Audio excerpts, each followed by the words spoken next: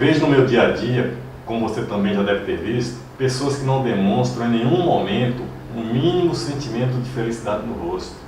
Pessoas que parecem ser eternamente infelizes e que não conseguem se desabafar com ninguém e vivem constantemente em conflito com elas mesmas. Pessoas que não aceitam ser como são, que às vezes rejeitam seu próprio corpo, não aceitando suas imperfeições, que não aceitam a vida que estão vivendo, a família que formaram, o emprego que escolheram. São pessoas que vivem felizes sem ao menos ter consciência disso, sem ao menos se questionarem o porquê de tanto insucesso, seja no âmbito familiar, financeiro, profissional, social, espiritual e até mesmo na saúde. Pessoas que admiram seus ídolos, achando que são deuses perfeitos, sem entender que não existem semideus nem pessoas perfeitas. Que aqueles ídolos também têm problemas, têm imperfeições físicas como todas elas, são vulneráveis e fracos como qualquer ser humano. O que diferencia uma pessoa de outra são suas visões de mundo, são seus objetivos de vida. Aqueles que às vezes achamos que estão acima de nós, aqueles que nós gostaríamos de ser, estão ali porque acreditaram neles,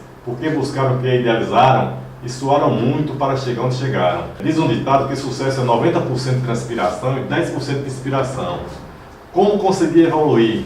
Como crescer se não nos prepararmos e nem nos movermos em busca do que queremos? Aí que está a diferença de quem consegue realizar seus objetivos para aqueles que não conseguem decolar nem sair do mesmo lugar. Viver a vida que as outras pessoas querem que a gente viva só trará decepções. Viva a sua vida da forma que seja melhor para você. Dê a ela um rumo que te leve à felicidade. Basta para isso você olhar para dentro de você mesmo e visualizar a pessoa que você está vendo. Você é tão capaz e tão importante como qualquer outra pessoa que está em uma posição melhor que a sua. Saia dessa posição de conforto, deixe de procrastinar e deixar para depois, porque na vida não existe retrocesso e o tempo perdido não pode ser recuperado. O que você escreveu em sua história não pode ser apagado, mas pode ser melhorado. Basta querer recomeçar, basta apenas tentar outra vez, seguir em frente. Não perca a oportunidade de evoluir, de aprender cada vez mais, buscar o que você almeja, de chegar onde você tanto deseja. Você pode fazer de você a pessoa que você quer ser.